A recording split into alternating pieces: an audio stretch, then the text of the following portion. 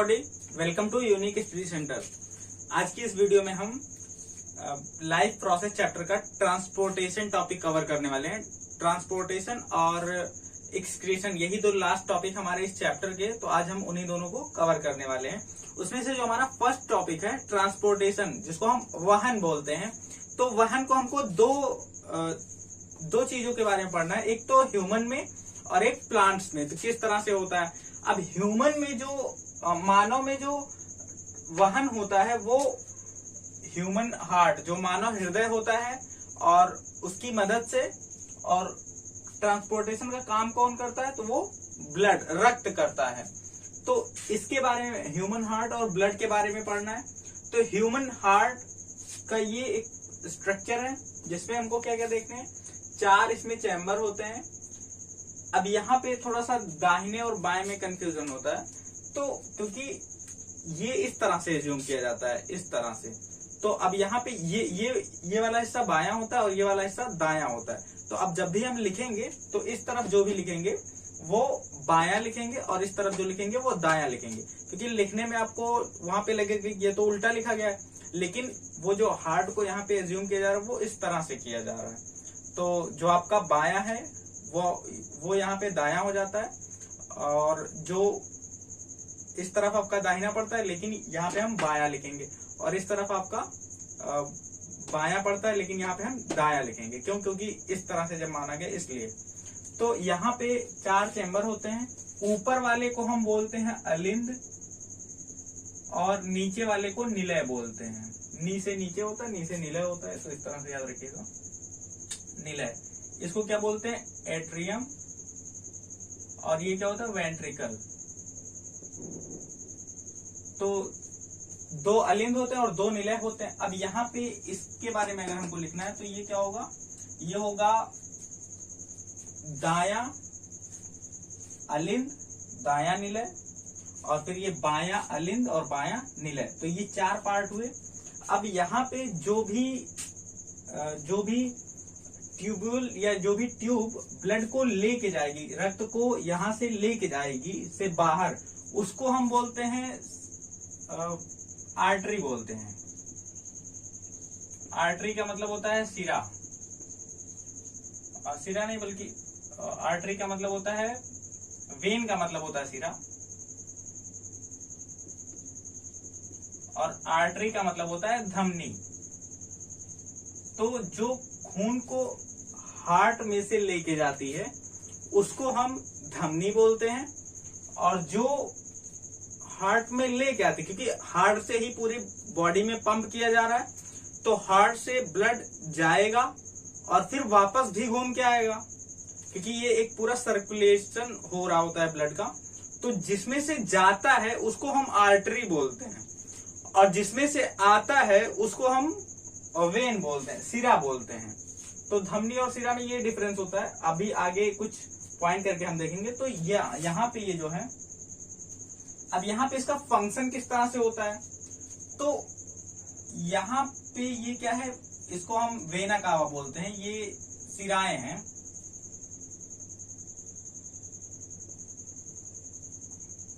Vena cava नाम होता है इसका। यहाँ पे अभी हमने देखा इसको क्या बोलेंगे, राइट वेंट्रिकल, मतलब दायां निलय, और सेम वैसे इधर हमारा क्या हो जाएगा, लेफ्ट वेंट्रिकल, बायां निलय,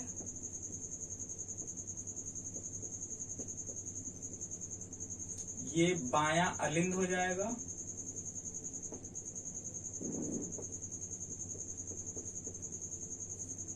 और ये दायां अलिंद हो जाएगा। तो ये 4 हिस्से होते हैं। अब ये एक बीच में यहाँ पे एक दीवार होती है जो इन दोनों को डिवाइड करती है। यहाँ पे इसको सेप्टम बोलते हैं, या विभाजक द्वार या सेप्टम। यहाँ पे अब फंक्शन इसका किस तरह से होता है, अभी उसके बाद नाम थोड़ा आसान अच्छे से क्लियर हो जाएगा।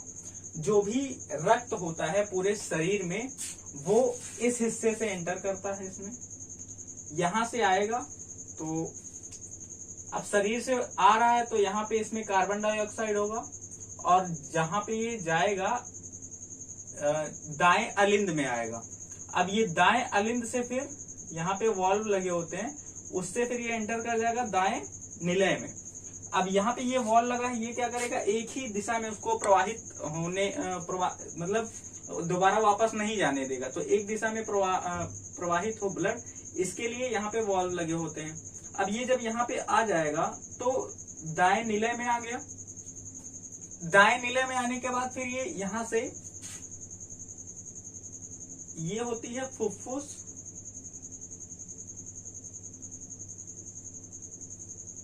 धमनी,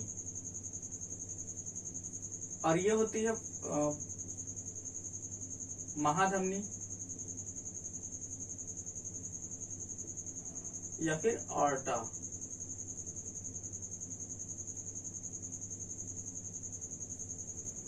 अब यहाँ पे जो भी रक्त आता है वेना कावा, जिसको हम महाशिरा बोलते हैं, महाशिरा, जो ऊपर वाला होता है उसको ऊपरी महाशिरा और जो नीचे वाला होता है उसको निचला महाशिरा बोलते हैं।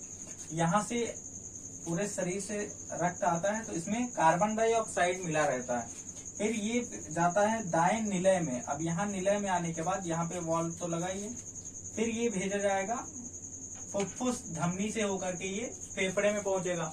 अब फेफड़े में पहुंचने के बाद वहां पे कार्बन डाइऑक्साइड, क्योंकि इसमें तो कार्बन डाइऑक्साइड है, तो कार्बन डाइऑक्साइड ऑक्सीजन से वहां पे एक्सचेंज होगा, और फिर वो एक्सचेंज होने के बाद अब वो शुद्ध रक्त वहां पे रहेगा ऑक्सीजनेटेड, मतलब जिसमें ऑक्सीजन मिला रहेगा, और फिर वो जहां से आएगा यहां से इसमें फिर से एंटर करेगा, और इसको बोलते हैं फुफ्फुस सिराएं।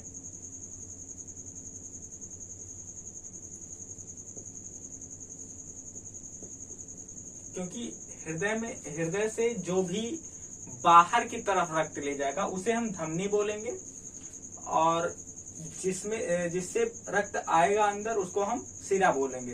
तो अब ये क्योंकि फेफड़े से आ रहा है तो इसलिए इसको फुफ्फुस सिरा बोलते हैं, या फिर पल्मोनरी वेन, और इसको बोलते हैं पल्मोनरी आर्टरी। और ये जो अब यहाँ पे आने के बाद बाएं अलिंद में एंटर करेगा पूरा ब्लड, फिर यहाँ से ये बाएं निलय में जाएगा। अब यहाँ पे बाएं निलय में जाने के बाद यहीं से पूरे शरीर के लिए भेजा जाता है। तो अब यहाँ से फिर ये आगे चल करके कई हिस्से में डिवाइड होगा, लेकिन यहाँ से तो एक ही से निकल रहा है तो इसको महाधमनी या आर्टा बोलते हैं। तो आर्टा से महाधमनी से पूरे शरीर के लिए ब्लड सप्लाई किया जाता है, ये इसका फंक्शन होता है। तो यहाँ पे अगर अब क्योंकि यहाँ से जो ब्लड एंटर किया है वो ऑक्सीजनेटेड है, तो उसको रेड से अगर दिखा दें, यहाँ पे एंटर करेगा, और ये तो यहाँ पे अगर हम देखें तो दो बार चक्कर लगाना पड़ा है पूरा एक साइकिल कंप्लीट होने में। ब्लड दो बार ही, एक चक्कर को पूरा करने में दो बार हृदय में आया है। एक बार कहाँ से, पहले तो शरीर से आया इस दाएं अलिंद में, और फिर दाएं निलय में, फिर यहाँ से फिर निकला और फिर से गया फेफड़े में एक्सचेंज हुआ गैसेस का, क्योंकि यहाँ पे कार्बन डाइऑक्साइड था पूरा घुला हुआ, तो एक्सचेंज हुआ, फिर से आया हृदय में, और फिर जाकर के पूरे शरीर में गया। तो शरीर से आने और जाने में हृदय में दो बार आ रहा है। तो इसीलिए मानव में जो परिसंचरण तंत्र होता है उसको दोहरा परिसंचरण तंत्र बोलते हैं, जो मानव का हृदय होता है। अब यहाँ पे क्योंकि यहाँ से पूरा ब्लड पंप किया जाना है पूरी बॉडी में, तो यहाँ का प्रेशर बहुत ज्यादा होता है, और ये प्रेशर ज्यादा हो इसके लिए यहाँ की जो मसल्स होती हैं, वैसे जो हृदय बना होता है वो तो कार्डियक मसल से बना होता है, तो यहाँ का जो मसल होता है वो काफी मोटा होता है इन सब के कंपेयर में। यहाँ पे मोटा होता है ताकि ये ब्लड को ताकि कोई दिक्कत ना हो, क्योंकि पूरा का सबसे ज्यादा प्रेशर जो रहेगा हार्ट में वो इसी पॉइंट पे रहेगा, क्योंकि यहीं से पंप करना है। तो फिर ये महाधमनी से होकर के इस तरह का पूरा फंक्शन होता है। तो अगर इसको हमको लिखना है तो क्या लिखेंगे कि 4 चैम्बर होते हैं, 4 कक्ष होते हैं हृदय में, और जिसमें से 2 अलिंद और 2 निलय होते हैं।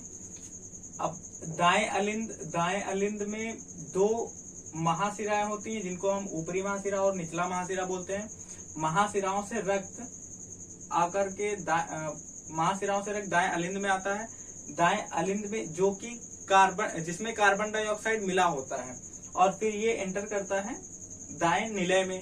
अब दाएं निलय से फिर वो फुफ्फुस धमनी से होकर जाता है फेफड़े में। वहां पे गैसों का एक्सचेंज होता है, कार्बन डाइऑक्साइड और ऑक्सीजन बदल लिए जाते हैं।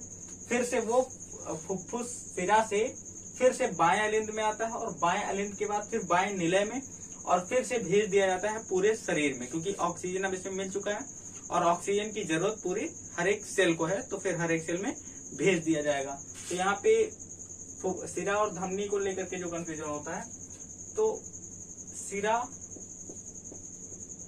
और धमनी ये हृदय में रक्त को लाएगी,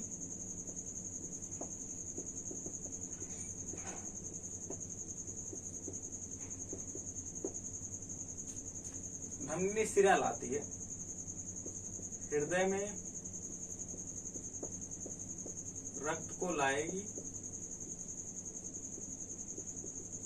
और इसका काम क्या होगा धमनी का, तो ये रक्त को हृदय से पूरे शरीर में ले जाएगी। तो ये अब यहाँ पे क्या है, फुफ्फुस धमनी है, तो क्योंकि जा रहा है, इसमें जो होता है इसमें CO2 वाला ब्लड होता है, कार्बन डाइऑक्साइड इसमें मिला रहता है, क्योंकि यहाँ पे ये क्या है सिरा है। तो सारे सिराओं में जो भी ब्लड होता है, जो भी रक्त होता है, रुधिर, वो कार्बन डाइऑक्साइड उसमें रहता है।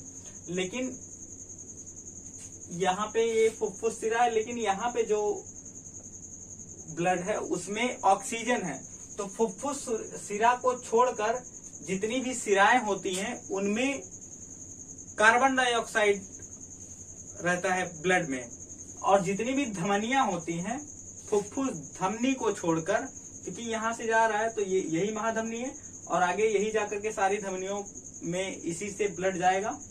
तो इसके अलावा मतलब इसमें जो भी ब्लड होता है वो ऑक्सीजनेटेड होता है। फुफ्फुस धमनी, अब क्योंकि धमनी ये भी और ये फुफ्फुस धमनी जो होती है इसमें कार्बन डाइऑक्साइड होता है ब्लड में। तो सारी जो सिराएं होती हैं, सिराओं में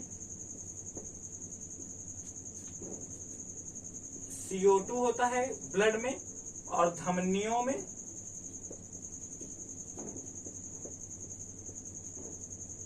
ऑक्सीजन होता है। फुफ्फुस को छोड़ करके जो भी पल्मोनरी वेन और पल्मोनरी आर्टरी होती हैं उनको छोड़ करके सिराओं में कार्बन डाइऑक्साइड रहेगा, कार्बन डाइऑक्साइड वाला ब्लड, और धमनियों में ऑक्सीजनेटेड ब्लड रहेगा। अब इसके बाद डबल सर्कुलेटरी सिस्टम बोलते क्यों, उसको देख लेते हैं। उसका एक थोड़ा सा और आसान क्या फिगर हो सकता है उसको अब देखते हैं। अब ह्यूमन में जो ट्रांसपोर्टेशन होता है उसको डबल सर्कुलेटरी ट्रांसपोर्टेशन क्यों बोलते हैं, दोहरा परिसंचरण तंत्र। तो अब यहाँ पे ये देखते हैं, ये हमारी ये फेफड़े में जाता है, यहाँ पे जो भी ब्लड आएगा, और ये क्या है शरीर की कोशिकाएं हैं।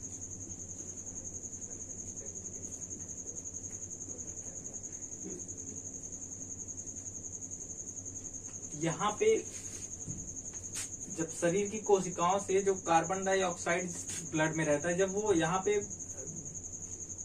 दाएं अलिंद में जब जाता है, तो फिर यहाँ से निलय में आने के बाद निलय से फिर ये यहाँ पे आएगा, और फिर यहाँ से फेफड़े में जाएगा, और इसको क्या बोलते हैं, इसको बोलते हैं फुफ्फुस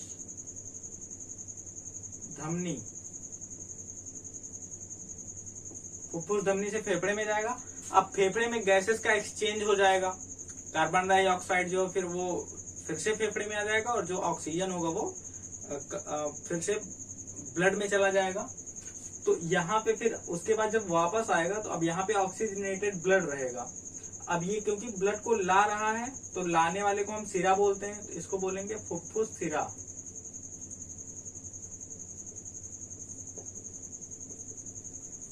और फिर ये आएगा बाएं अलिंद में, और फिर उसके बाद निलय में, यहाँ बाएं निलय में, और फिर यहाँ से पूरे शरीर में भेज दिया जाएगा। तो एक पूरा का पूरा साइकिल कंप्लीट करने के लिए इसको 2 बार हृदय में आना पड़ रहा है, इसीलिए इसको बोलते हैं दोहरा परिसंचरण तंत्र, डबल सर्कुलेटरी सिस्टम।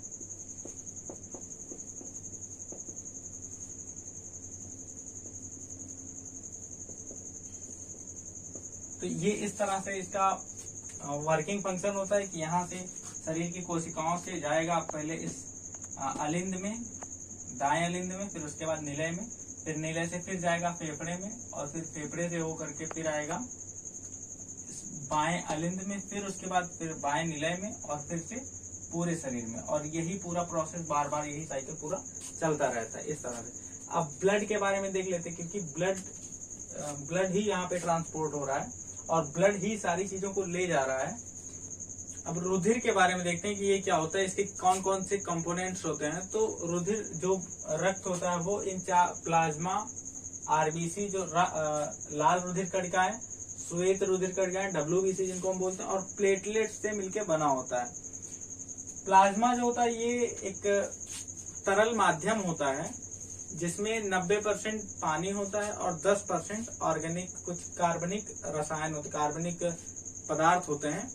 तो ये प्लाज्मा होता है। आरबीसी क्या होता है, इसकी वजह ये ऑक्सीजन और कार्बन डाइऑक्साइड का परिवहन करता है।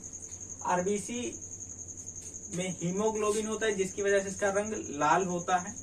और फिर आता है डब्ल्यूबीसी, ये क्या करता है, तो ये जो भी इन्फेक्शन या जो भी बैक्टीरिया बॉडी में एंटर कर जाते हैं उनसे ये लड़ने में मदद करता है। तो एक तरह से हमारी इम्यूनिटी के लिए ये रिस्पॉन्सिबल होता है, ये बीमार नहीं पड़ने देता है। और फिर प्लेटलेट्स का क्या काम होता है, तो ये जब कहीं पे चोट लग जाती है तो वहां पे रक्त का थक्का बना देते हैं, ब्लड क्लॉटिंग कर देते हैं, जिससे ज्यादा ब्लड जो वो बहने ना पाए। तो ये इसके कंपोनेंट्स हुए और ये इनके वर्क हुए, क्या क्या हुए। अब जो आरबीसी होता है उसका जो लाइफ होती है वो लगभग 120 दिन की होती है, और जो डब्ल्यूबीसी होते हैं वो 1 से 2 दिन का इनका लाइफ, 1 से 2 दिन या 3 दिन का होता है। तो इस तरह से इनके कंपोनेंट्स और इनके वर्क हुए क्या क्या होते हैं।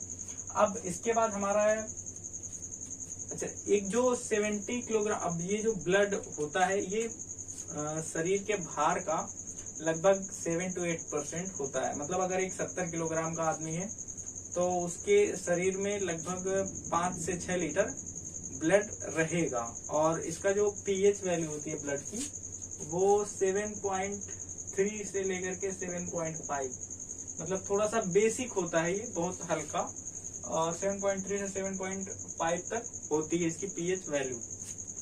अब इसके बाद हमको उत्सर्जन तंत्र के बारे में पढ़ना है, क्योंकि अच्छा यहाँ पे एक चीज और बची हुई है, जो ब्लड वेजल्स होते हैं,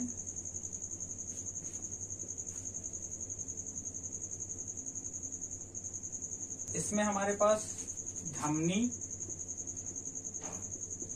सिरा और केशिकाएं होती हैं।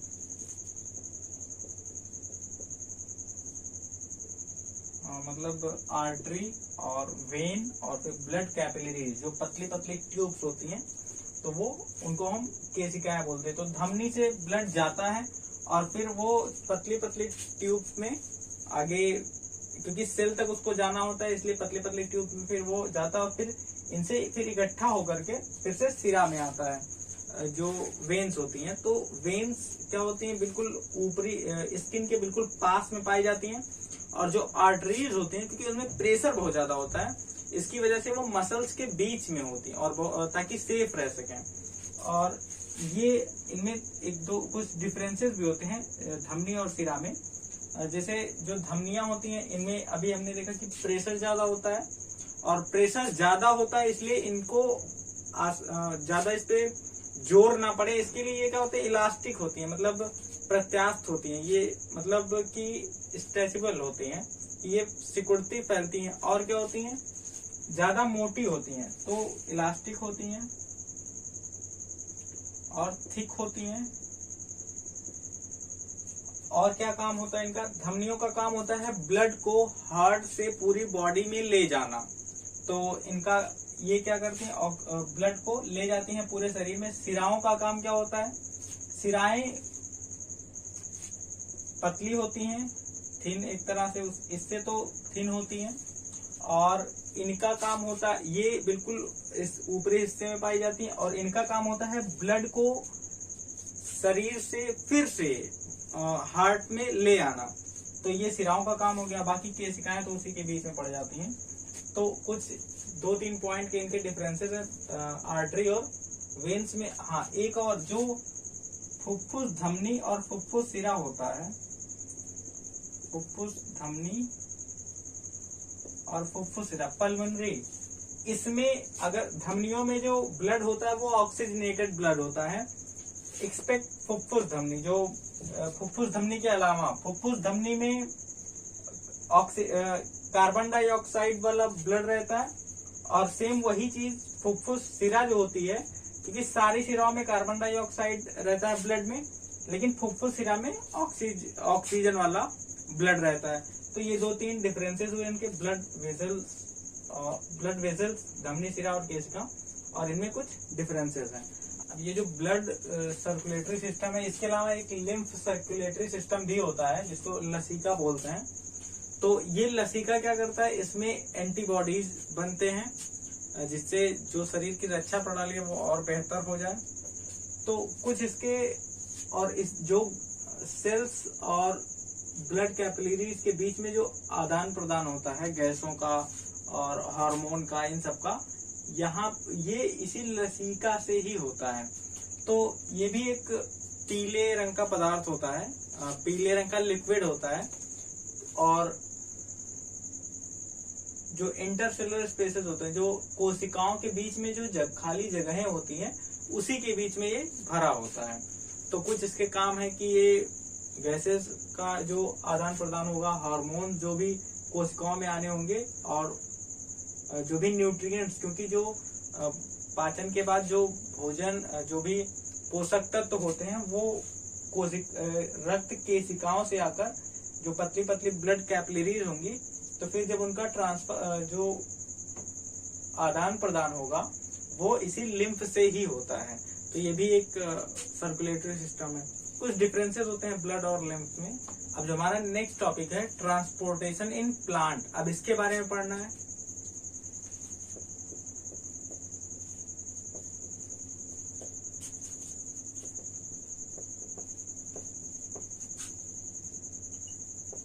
पौधों में वहन। तो ये जो होता है, ये जाइलम और फ्लोएम की वजह से होता है।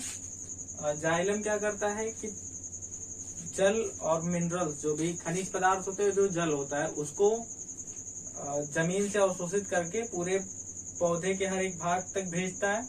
और फ्लोएम का काम होता है जो भी पत्तियों में जो प्रकाश संश्लेषण के बाद जो भोजन बनता है, उसका पूरे पेड़ में जहां भी उसकी जरूरत है वहां तक भेजना फ्लोएम का काम होता है। तो अब यहाँ पे ट्रांसपोर्टेशन 2 तरह से हुआ, एक मिनरल्स का, जल एवं खनिज लवण का,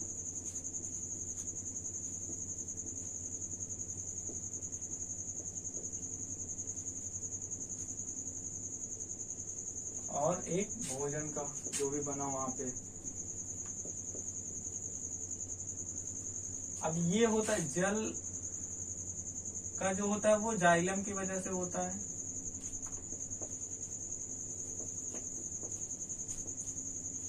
और जो भोजन का होता है वो फ्लोएम की वजह से होता है।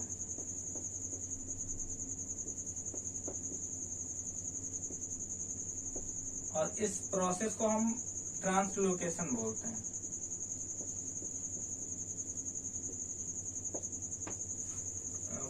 जो फूड ट्रांसफर होता है पूरे अलग अलग पार्ट में प्लांट के, उसको हम ट्रांसलोकेशन बोलते हैं। और यहाँ पे जाइलम, अब ये इसका जो फंक्शन होता है कुछ इस तरह से होता है कि किस तरह से ये ट्रांसपोर्टेशन होता है, क्योंकि वहां पे न्यूट्रिएंट्स का, जो भी मिनरल्स है, उनका भी पूरी प्लांट के पूरे शरीर में उसका भी ट्रांसपोर्ट किस तरह से होगा। वहां पे कोई हार्ट तो होता नहीं कि ब्लड को पंप कर रहा है और फिर उसके बाद वो एक सर्कुलेशन हो रहा है इस तरह से, ऐसा कुछ नहीं होता है। तो यहाँ पे टिश्यू दो तरह के होते हैं जिसको हम जाइलम फ्लोएम बोलते हैं, इस तरह से कुछ। अब इनका अपना जो स्ट्रक्चर होता है, कुछ फ्लोएम रहेगा और उसके जाइलम, फिर उसके साइड में फ्लोएम, इस तरह से दोनों बिल्कुल पैरेलली ही उस किसी भी प्लांट में गए रहते हैं। तो यहाँ पे अगर मान लेते हैं कि ये जाइलम है तो ये फ्लोएम होगा। अब यहाँ पे जो जल एवं खनिज लवण का जो ट्रांसफर होता है वो दो वजहों से होता है। एक तो वाष्पोत्सर्जन की वजह से और एक मूल दाब की वजह से।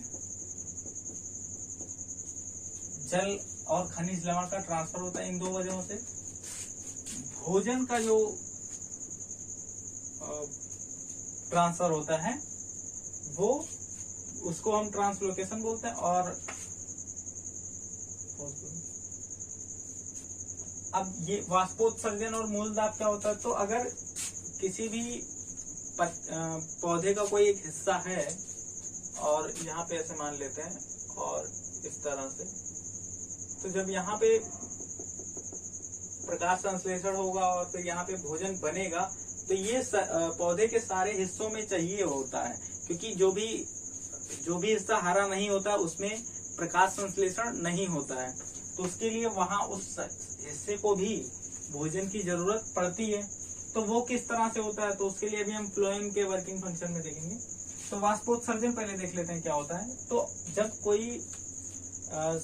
जब भी जो वाटर के ड्रॉपलेट्स होते हैं, जब ये उड़ते हैं तो वहां पे क्या होता है, अगर कहीं से भी एक बूंद निकली, पानी की एक बूंद निकली है, तो उसके नीचे क्या होगा, उसके नीचे जो पानी रहेगा वो उसकी जगह पे चला जाएगा, तो फिर उसके नीचे खाली हो जाएगा। और इस तरह से एक मतलब जैसे मोती की तरह एक एक ऊपर जाता जा रहा है, लेकिन कम से कम नीचे तो एक खाली जगह पड़ी रहेगी।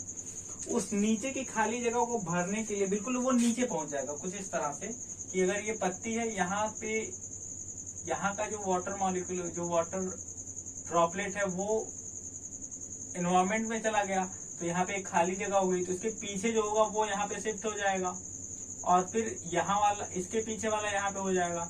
इस तरह से करते करते करते नीचे क्या होगा, बिल्कुल एक जड़ में एक खाली जगह बन जाएगी। तो ये क्या करेगा, ये उसको पानी खींचने में मदद करेगा, पानी खींचने के लिए रिस्पॉन्सिबल होगा।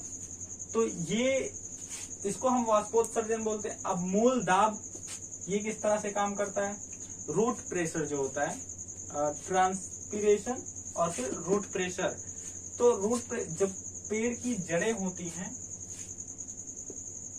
इस तरह से कुछ, अब यहाँ पे क्या होगा, आयंस होंगे, मिनरल्स होंगे मिट्टी में, तो ये जड़ें क्या करती हैं, इन आयंस को एब्जॉर्ब कर लेते, बिल्कुल खींच लेती हैं। और जब आयंस इस रूट के अंदर चले जाएंगे तो वहां पे वाटर का जो कॉन्सेंट्रेशन होगा बाहर की तरफ वो ज्यादा हो जाएगा और रूट के अंदर कम हो जाएगा। अब रूट के अंदर वाटर का कॉन्सेंट्रेशन कम है तो फिर यहाँ पे ऑस्मोसिस की वजह से वाटर को वो सक कर लेगा, वाटर को खींच लेगा, जिसकी वजह से यहाँ पे वाटर जब खींचेगा तो फिर ये धीरे धीरे और जो ट्रांसपीरेशन हुआ था उसकी वजह से जो कैविटीज बनी थी वहां पे वो फिर फिल होने लगेगा। तो ये पूरा प्रोसेस होता है जो जाइलम से होता है। तो यहाँ से फिर क्या होता है, वाटर के मॉलिक्यूल्स होते हैं, यहाँ पे ऊपर जो हुआ ये ट्रांसपीरेशन हुआ जिसकी वजह से एक वहां पे खिंचाव बना और फिर यहाँ पे जो रूट प्रेशर लगा उसकी वजह से धक्का इसको मिला, तो ये वाटर मॉलिक्यूल क्या होंगे, ऊपर की तरफ जाने लगेंगे। तो जाइलम में जो मूवमेंट होता है वो यूनिडायरेक्शनल होता है, एक दिशीय होता है, क्योंकि पानी नीचे से ऊपर ही जाएगा जाइलम से। लेकिन जो फ्लोएम होता है इसमें जो मूवमेंट होता है फूड का वो बाई डायरेक्शनल होता है, दोनों तरफ। क्योंकि अगर एक पत्ती होगी तो ये पत्ती खाना इस तरफ भी भेजेगी और इस तरफ भी भेजेगी, तो इसके लिए इसको हम बाई डायरेक्शनल बोलते हैं, दो दिशीय होता है। अब यहाँ पे फ्लोएम है, यहाँ पे अगर कोई पत्ती है तो यहाँ पे इसमें फूड स्टोर रहेगा और ये आएगा यहाँ पे। तो जो पूरा का पूरा प्रोसेस होता है कि यहाँ पे ऑस्मोसिस, जो अभी हम पढ़ के ऑस्मोसिस जो 9th में पढ़ा है हमने, कि जहां पे कंसंट्रेशन ज्यादा होता है उस तरफ से, जिधर कंसंट्रेशन कम होता है उस तरफ वो फ्लो होने लगता है अपने आप। तो जब यहाँ पे फूड के पार्टिकल्स होंगे तो वो यहाँ पे आएंगे, अपना ऊर्जा लगा करके जो पेड़ होगा, जो पौधा होगा, वो यहाँ पे लाएगा। अब यहाँ पे क्या होगा, जो विलेय हैं उनका कंसंट्रेशन ज्यादा हो गया, तो यहाँ से फिर पानी ये खींच लेगा, और पानी खींचने की वजह से यहाँ पे, अब यहाँ पे तो कम थे फूड के पार्टिकल, तो फिर ये यहाँ पे जाने लगेगा। अब जहां पे जरूरत होगी तो ये परासरण, जिसको हम ऑस्मोसिस बोलते हैं, तो इसका भी कॉन्सेप्ट यहाँ पे आता है कि किस तरह से जिधर कम होता है उसी तरह फिर वो धीरे धीरे बढ़ने लगता है। तो ये जाइलम और फ्लोएम का इस तरह से प्लांट्स में ट्रांसपोर्टेशन होता है। जल और खनिज लवण का जाइलम से होता है, और इसके लिए 2 फैक्टर रिस्पॉन्सिबल होते हैं, एक ट्रांसपीरेशन और एक रूट प्रेशर। और जो फूड का होता है वो फ्लोएम से होता है, और जिसको हम ट्रांसलोकेशन बोलते हैं। ये ट्रांसपोर्टेशन इन प्लांट रहा। इसके बाद का जो हमारा नेक्स्ट टॉपिक है वो है एक्सक्रीशन, और एक्सक्रीशन भी हमको दोनों में, ह्यूमन में और प्लांट में, दोनों में पढ़ने हैं। तो अभी हम ह्यूमन में एक्सक्रीशन देखते हैं क्या होता है। अब एक्सक्रीशन हमको पढ़ना है उत्सर्जन। तो उत्सर्जन क्या होता है, ये किसी तरह का सर्जन होता है क्या? नहीं, बिल्कुल नहीं होता है। उत्सर्जन का मतलब होता है जो भी बॉडी के अंदर वेस्ट पार्टिकल्स हैं, वेस्ट सब्सटेंसेस हैं, उनका शरीर से बाहर निकलने को हम उत्सर्जन बोलते हैं। तो यहाँ पे पहले हमको ह्यूमन के बारे में पढ़ना और प्लांट के बारे में, 2-3 लाइनें हैं उसके, किस तरह से वो एक्सक्रीट करते हैं।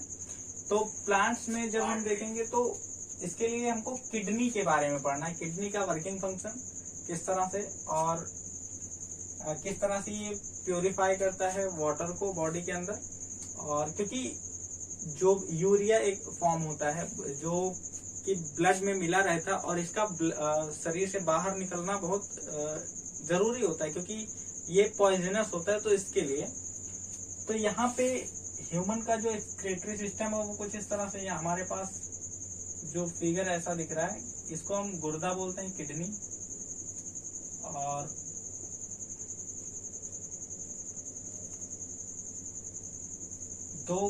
एक पेयर होता है किडनी का हमारे पास,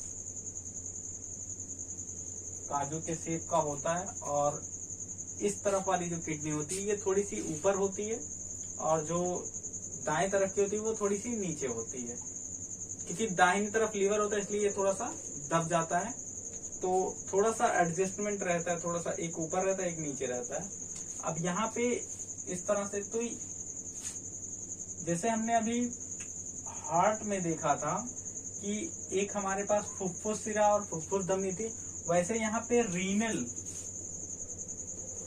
सिरा और रीनल धमनी होती है। अब यहाँ पे ब्लड को ले जाने और लाने में, ब्लड में जैसे था, तो जो ब्लड को ले जा रहा था हार्ट से, उसको हमने धमनी बोला था। तो वो वहां से लेके चला था, तो यहाँ पे लेके आएगा, तो ये क्या होगी, रीनल धमनी होगी, रीनल आर्टरी, और ये क्या होगा, रीनल वेन होगी। अब यहाँ पे इसमें से ब्लड आएगा और फिर इसमें से जाएगा, कुछ इस तरह का स्ट्रक्चर होता है इनका, जो सब फिगर में दिख रहा है। और यहाँ से ये ट्यूब गई रहती है जो जाके खुलती है यूरेथ्रा में, कुछ इस तरह का स्ट्रक्चर दिख रहा है जो। तो ये मूत्राशय होता है, यहाँ पे मूत्र इकट्ठा होगा और फिर वो बाहर। तो इसके अंदर क्या होते हैं, 12 लाख इसकी जो यूनिट होती है साफ करने की, ये इस तरह से 12 लाख नेफ्रॉन होता है इसके अंदर। और यही नेफ्रॉन ही सफाई मतलब ब्लड का फिल्ट्रेशन करता है, जो भी उसमें वेस्ट प्रोडक्ट होते हैं उनको बाहर निकालता है, ब्लड में जो भी यूरिया मिला रहता है उसको।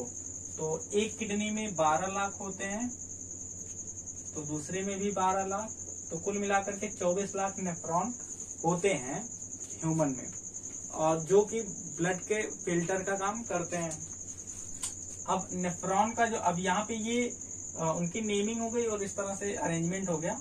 अब यहाँ पे नेफ्रॉन का फंक्शन हमको देखना है कि किस तरह से ये ब्लड को फिल्टर करता है। तो इस यहाँ पे जो नेक्स्ट फिगर हमको दिख रहा है, तो ये एक नेफ्रॉन का स्ट्रक्चर है। यहाँ पे ये जो यू शेप का जो ट्यूब दिख रहा है, जिसको हेनलीज लूप बोलते हैं, और उसके साइड में जो रेड कलर की उसमें सिराएं जो है वो लिपटी हुई हैं। यहाँ पे क्या होता है, जब ये एब्जॉर्प्शन, जब फिल्टर कर रहा होता है, तो वहां पे एमिनो एसिड और जो भी सॉल्ट्स और वाटर, सारी चीजों को ये फिल्टर कर देता है। लेकिन इन सब चीजों की जरूरत पड़ती है यहाँ पे, बस हमको वेस्ट प्रोडक्ट जो है उसी को बाहर निकालना है। तो इसके लिए इसका अपना जो बोमन कैप्सूल है, जो इस तरह का स्ट्रक्चर बना हुआ है, और यहाँ से ब्लड जाता है, जिसको हम एक ब्लड जाएगा और फिर वहां पे फिल्टर होके फिर निकलेगा। तो यहाँ पे बोमन कैप्सूल यहाँ पे इस तरह से जो बना हुआ है, यहाँ से फिल्टर होकर के वो उस जो हेनलीज लूप है उसमें पहुंच जाता है, और वहां पे फिर जो भी यूजफुल सब्सटेंसेस होते हैं वो फिर से अब्जॉर्ब हो जाते हैं, जो ब्लड वेसल्स लिपटी हुई हैं, और फिर वो जो बाद में जो एक कलेक्टिंग डक्ट है उसमें इकट्ठा होता है, और फिर वहां से भेज दिया जाता है वो यूरेटर में, फिर और उसके बाद फिर यूरिनरी ब्लैडर में। तो इस तरह से उसका प्रोसेस होता है, किस तरह से वो एक बस जो वेस्ट प्रोडक्ट रहता है, जो नुकसान करने वाला सब्सटेंस रहता है, बस वही बाहर निकल जाता है, और बाकी सारे जो यूजफुल होते हैं वो फिर से एब्जॉर्ब कर लिए जाते हैं। तो ये नेफ्रॉन का स्ट्रक्चर रहा और इसका वर्किंग फंक्शन रहा। अब हम देखते हैं प्लांट्स में, और प्लांट्स में जो भी एक्सक्रीशन होता है वो ऑक्सीजन का होता है। फिर ये रेजिन के फॉर्म में जो गोंद दिखाई पड़ता है, गोंद जैसा उसके ब्रांचेस पे, उसके डाल पे, वो भी एक्सक्रीटरी मटेरियल ही होता है इसका। और जो डेड सेल्स होती हैं वो पत्तियों के फॉर्म में, पत्तियों में ही स्टोर रहता है, और वो पत्तियों से ही गिर जाता है। तो ये और कुछ हद तक ये जहाँ पे मिट्टी में लगा रहता है वहां मिट्टी में भी कुछ एक्सक्रीट कर देता है। तो पौधे का कोई मैकेनिज्म नहीं पढ़ना है, बस कुछ क्या क्या एक्सक्रीट करता है इतना ही बहुत छोटा सा बुक में दिया गया है, बिल्कुल लास्ट पेज पे। तो बिल्कुल लास्ट मीन्स इस चैप्टर के लास्ट पेज पे। तो बस इतना ही है प्लांट्स का जो एक्सक्रीशन होता है। अब यहाँ पे ये आपका जो लाइफ प्रोसेस चैप्टर है ये पूरी तरीके से खत्म होता है। यहाँ तक अगर आपको कोई डाउट है तो आप कमेंट कीजिए। आपको पूरी साइंस के सारे चैप्टर्स की प्लेलिस्ट इस चैनल पे मिल जाएगी। आप वहां पे जाकर के अपना पूरा सिलेबस कंप्लीट कर सकते हैं। और उसके बाद भी अगर कोई डाउट होता है तो फिर आप कमेंट में उस चीज के बारे में पूछिए जो भी आपका डाउट है। और वीडियो को लाइक कीजिए। Thank you.